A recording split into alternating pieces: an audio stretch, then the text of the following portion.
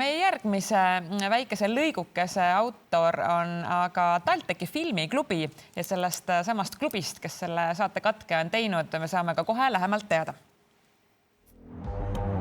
Lähme.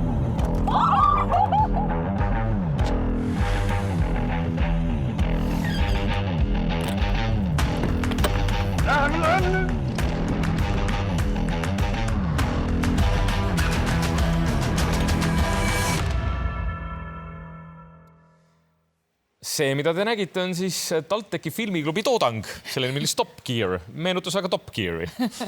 Aga üks S-täht oli rohkem. Ja Christopher ja Liisa TalTechi filmiklubist on meil külas. Tere hommikust. Mis see oli, mis me nägime? See oli siis meie oma looming, oligi selline Top Geari spin-off, aga siis fookusega tudengisõbraliku auto leidmiseks tegime erinevaid katseid. Ühe teise hooaega siis käisime isegi välismaal autodega trippimas, et siis vaadata, et millist autot ikka õige tudeng ostma peaks endale. Mis see tulemus oli, jah? Saime teada, ostsime selle jaoks ka päris mitu väga odavat autot, mis tänaseks on nüüd kõik juba maha müüdud.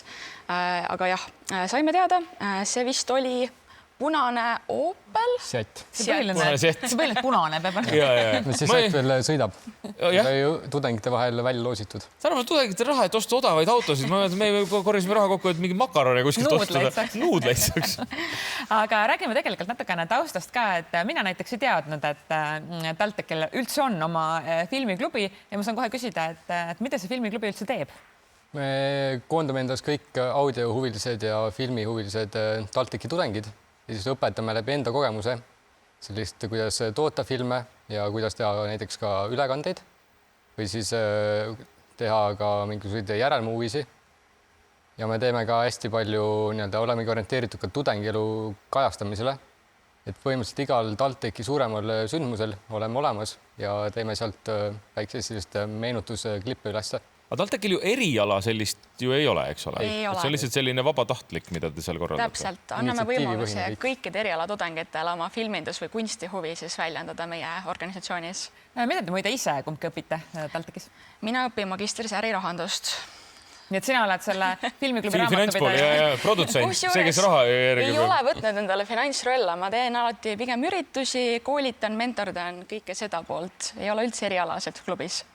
Ja mina õpin IT-d.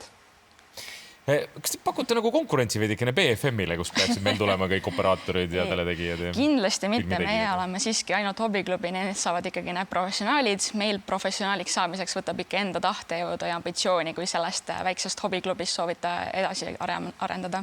Aga kui pikk ajalugu tegelikult sellel asjal on, et millal esimest korda Tehnikaülikooli tudengid hakkasid huvi tundma selle filmi ja kõige selle siis audiovisuaalse maailma vastu? See on ammune. Meie esiisa klubi, ma ütleks, sai alguse selline 60-ndatel, 90-ndatel, kui toimus siis filmide vaatamine TalTechis, TPI filmiklubis. Meie enda tänapäevane klubi sai alguse 2000. aastal, kui siis meie enda Aivar Hannolainen ja Helena Reinhold siis alustasid siis ka uuesti selle filmide vaatamise traditsiooni. Aga sellest ei piisanud, sest juba järgmisel aastal tehti esimene oma looming ja siis alles 2005 me saime iseenda esimese kaamera ostetud toetusabil. Ja pärast seda ongi siis selline filmide vaatamisest läinud asi edasi loomategevuse ja professionaalse videotoodanguni välja. Christopher, kui suur filmiklubi on? Me filmiklubis enam-vähem 50 aktiivset liiget ja siis ka 50 vildistlast. Eks see on ligikaudu 100 inimest. Aga mis need teie siis amploa piirid on, et kui näiteks oletame, et õppejõud peab suurt pulmapidu, kas ta saab tellida filmiklubi tegema oma pulmavideot? Absoluutselt. Ja hinde panna pärast selle eest. Jah. Meie kätt ette ei pane, et kui on idee, siis võib alati meie poole pöörduda ja me tuleme teeme ja nii palju, kui me oskame. Filmiklubi algselt justkui viitab nagu sellele, et tulevad inimesed kokku vaatavad filme, millest see vist alguses sai, eks ole. Et kui palju te tänasel päeval nagu lihtsalt maha istute ja ühiselt filmi vaatate versus see, et nüüd ikkagi pigem käite ja teete ise asju? Kusjuures seda tuleb ette, see kindlasti ei ole selline 50-50, see on kõikide enda ise hakanud soov, et kui näiteks oleme teinud siin mitmeid nädalaid filmimaratone, oleme niisama seriaale vaadanud, kõige hiljutisem filmimaratoni oli siis kevade, suve ja nii edasi nende filmide vaatamine, istusime kõik koos tagatoas maha ja vaatasime Eesti klassikat. aga kui rääkida natukene veel teie oma toodangust, et kõige alguses me nägime sellist väikest katkendit sellest Stop Gear'ist, mis oli siis tudengi auto otsimine, aga mis näiteks veel on olnud, mis te olete ise teinud? me teeme hästi palju Eesti Akadeemilisele Spordiliidule. See on mingi ülispordi mudamaadlus, kus me oleme algusest saadik käinud. Teeme sealt see peab kaameraga päris ettevaatlik olema, et väga mudaseks. Jah, kaamerad saavad mudaseks, õnneks me oleme kinni katnud. See on nüüd viimane talimängud, kus tegime aftermovie ja suvel tegime ka sealt otseülekannet koos Välikinoga. Ja Välikino on siis TalTechi kohe sügisel alguse saav selline üritus, kuhu saavad kõik tudengid tulla. Vaatame ka õues mingisugust Eesti filmi. Vot see... Aga päris filmi ka olete teinud või?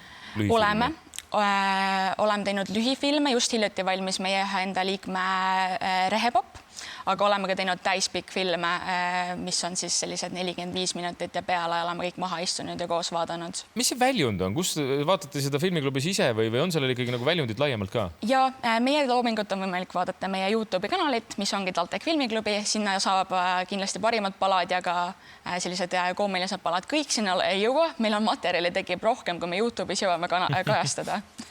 Aga kuidas selle liikmeks saamisega on, et kas selleks peab olema siis tudeng, kas te võtate vastu ka näiteks, ma ei tea, õppejõude või kuidas need reeglid teil seal määratletud on? Vilistused tohivad jääda?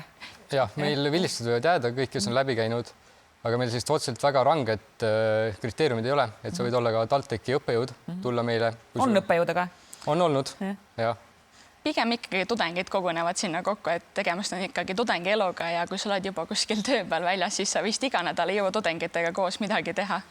Kui palju on seda nüüd olnud või kas on näiteid olnud selle kohta, et keegi on TalTechi filmiklubist ka päriselt läinud kuhugi filmindusse või telesse? Ja meil on ligikaudu 10 inimest, isegi natuke rohkem, kes on jõudnud omadega kas välja siis BFM-i või ka Google'e telemaastikule. Kedagi tunneme ka, ei tunne? Ja teie enda toimetaja Evelin on ka TalTechist alguse saanud. Seda ma ei teadnud. Just. Aga päris filmilavastajaid tänaseks päevaks? Veel ei ole? Veel ei ole, aga tulevikus on tulemas.